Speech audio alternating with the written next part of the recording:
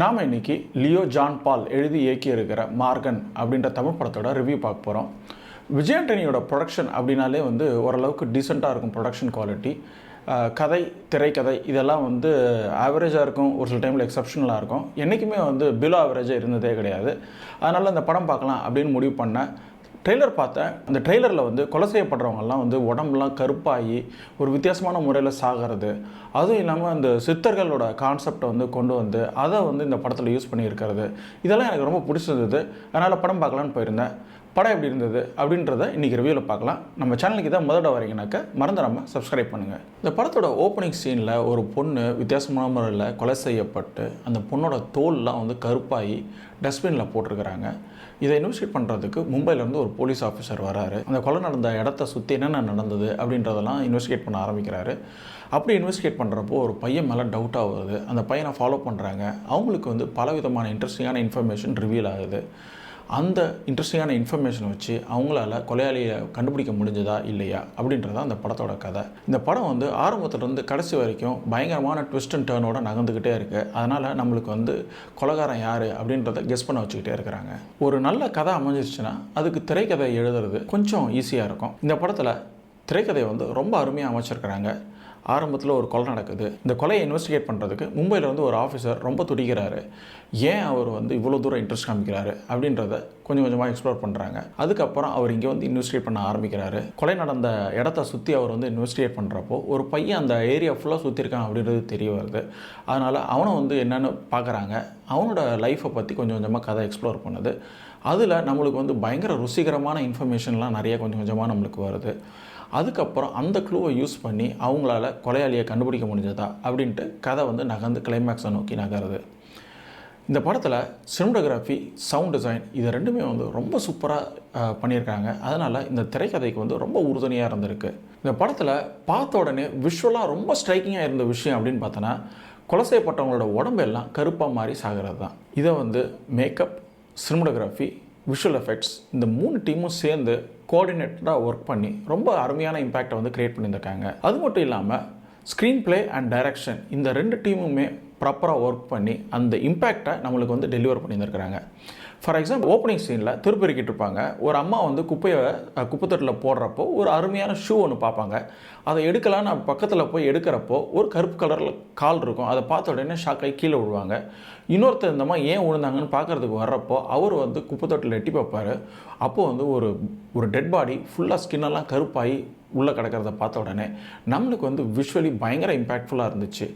So இந்த ஒரு opening சீன்லேயே கொலையோட இம்பேக்டை நம்மளுக்கு ரொம்ப அருமையாக கடத்திடுறாங்க. இந்த படத்தோட கிளைமேக்ஸ் வர்றப்போ இந்த கொலைகாரன் எல்லாரையும் ஏன் கொலை பண்ணுறான், ஏன் அவங்க ஸ்கின்னெல்லாம் கருப்பாக்குறான் அப்படின்றதுக்கு ரேசிசம் தான் காரணம் அப்படின்னு ஒரு போகிற போக்கில் அண்டர்லைன் பண்ணிட்டு போகிறாங்க. அது எனக்கு ரொம்ப அபத்தமாக இருந்துச்சு. ஏன்னா ரேசிசம்ன்ற கான்செப்ட் இந்தியாவில் இருந்து வந்தது கிடையாது. இந்தியாவில் கிடையவே கிடையாது. வெஸ்டர்ன் கண்ட்ரீஸ்லேருந்து தான் அது வந்திருக்கு. 15ஆம் நூற்றாண்டில் காலனைசேஷன் ஆரம்பிக்கிறப்போ நார்த் அமெரிக்காவை காலனைஸ் பண்ண ஆரம்பிக்கிறாங்க. அப்போது அவங்களுக்கு நிறைய லேபர் தேவைப்பட்டது. லேபர் யூரோப்லேருந்து வர ஆரம்பிக்கிறாங்க. அவங்கள யாரையுமே இவங்க ஒழுங்காக ட்ரீட் பண்ணல. நிறைய பேர் செத்தும் போயிருக்கிறாங்க. ஷிப்பில் வரப்போ நிறைய பேர் செத்துருக்கிறாங்க. அங்கே நிறைய பேர் செத்துருக்கிறாங்க. ஸோ கிட்டத்தட்ட ஒரு 150 வருஷம் இது நிறையா நடந்திருக்கு. அதுக்கப்புறம் ஆஃப்ரிக்காவிலேருந்து நிறைய பேர் கொண்டு வர ஆரம்பிச்சிருக்காங்க. அப்போயும் நிறைய பேர் சாகுறாங்க. அவங்க அவங்களோட கண்டிஷன்ஸ் எல்லாம் ரொம்ப பேடாக இருந்திருக்கு. ஓவராலாக ஃபேக்ட் அப்படின்னு பார்த்தோன்னாக்கா லேபராக யாரையுமே இவங்க ஒழுங்காக ட்ரீட் பண்ணல அப்படின்றது தான் ஃபேக்ட். ஆனால் ப்ரொபகண்டா எப்படி ஸ்பின் பண்ண ஆரம்பித்தாங்க அப்படின்னாக்கா, ஒயிட் ஸ்கின்னில் இருக்கிற யூரோப்பியன்ஸ் ஆஃப்ரிக்கன்ஸை மிஸ்ட்ரீட் பண்ணாங்க அப்படின்ற ஒரு ப்ரொபகண்டா ஸ்பின் பண்ண ஆரம்பித்தாங்க. இந்த ப்ரொபகண்டாவை நாம் இந்தியாவில் அப்படியே காப்பி பேஸ்ட் பண்ணுறப்போ இப்படியான அபத்தங்கள் நடக்க தான் செய்யும். ஜென்ரலாக ரைட்டர் நாலேஜபிளாக இருப்பாங்க. அவங்க ஒரு பிரச்சனையை ஆழமாக புரிஞ்சு எழுதுகிறப்போ இந்த மாதிரியான அபத்தங்கள்லாம் நடக்காது. இந்த படத்தில் டைரக்டரே ஸ்க்ரீன் பிளே ரைட்டராகவும் இருக்கனால இப்படி ஒரு அபத்தம் நடந்திருக்கு அப்படின்னு நினைக்கிறேன். இந்த படத்தில் ரொம்ப பிடிச்ச இன்னொரு விஷயம் அப்படின்னாக்கா, இந்த சித்தர்கள், அப்புறம் ஆஸ்ட்ரல் ப்ரொஜெக்ஷன் இப்படின்ற ஐடியாலாம், இந்த ஐடியாவை ரொம்ப அழகாக இந்த ஸ்டோரிக்கு மாடிஃபை பண்ணி வியூ பண்ணி அழகாக இன்டெகிரேட் பண்ணியிருக்கிறாங்க. ஜென்ரலாக எனக்கு இந்த மந்திரவாதி படங்கள் அப்படின்றதெல்லாம் எனக்கு ரொம்ப பிடிக்கும். இந்த காலத்தில் அது மாதிரி படங்கள்லாம் வர்றதே கிடையாது. இந்த படத்தில் அப்படி ஒரு எலிமெண்ட் ஆட் பண்ணி அதை ரொம்ப அழகாக இன்டெகிரேட் பண்ணது எனக்கு ரொம்ப பிடிச்சிருந்தது. ஆஸ்ட்ரல் ப்ரொஜெக்ஷன் அப்படின்னாக்க கூடு விட்டு கூடு பாயிறது.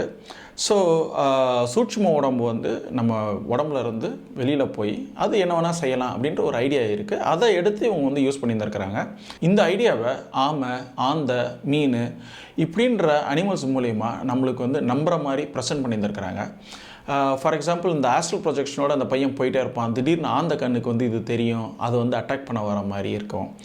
இன்னொரு இடத்துல வந்து அந்த சின்ன பையனாக இருக்கிறப்ப அவன் வந்து கிணத்துக்குள்ளே விழுந்துருவான். அப்போது வந்து ஒரு ஆமை வந்து அவனை வந்து காப்பாற்றி மேலே கூப்பிட்டு வரும். அதே மாதிரி ராமச்சந்திர துரைராஜ் வந்து அந்த பையன் சின்ன பையனாக இருக்கிறப்போ சித்தர்களை பற்றின ஒரு இன்ட்ரொடக்ஷன் கொடுப்பாரு. அவர் கொடுக்குறப்போ வந்து அவரோட வாய்ஸ் மாடுலேஷன் வந்து அவ்வளோ சூப்பராக இருக்கும். அதுவும் இல்லாமல் அந்த டைமில் ஒரு பேக்ரவுண்ட் மியூசிக் வரும். ஸோ இதெல்லாம் சேர்ந்து அந்த காட்சி வந்து ரொம்ப அருமையாக வந்திருக்கும். அதுவும் இல்லாமல் நம்மளுக்கு வந்து இந்த சித்தர்கள் நிஜமாகவே இருக்கிறாங்க, இப்படிலாம் வந்து இருக்குது அப்படின்றத வந்து ரொம்ப நம்புகிற மாதிரி ப்ரெசென்ட் பண்ணியிருந்திருக்காங்க. அது ஒரு பெரிய இந்த படத்துக்கு பலமாக இருந்திருக்கு. விஜய் ஆண்டனி வந்து அவர் வந்து பார்த்து படங்களை சூஸ் பண்ணுறாரு. ரொம்ப அருமையாக ப்ரொடியூஸ் பண்ணுறாங்க. வித்தியாசமான கதைகளை வந்து ப்ரொடியூஸ் பண்ணி ப்ரெசென்ட் பண்ணிகிட்டே இருக்கிறாங்க. இவ்வளோ தூரம் எஃபர்ட் எடுக்கிற விஜய் ஆண்டனி அவரோட பர்ஃபார்மன்ஸில் எந்தவித மாற்றமும் காமிக்காமல் ஆரம்ப காலங்கள்லேருந்து இப்போ வரைக்கும் இருக்கிறாருன்னு நினைக்கிறேன்.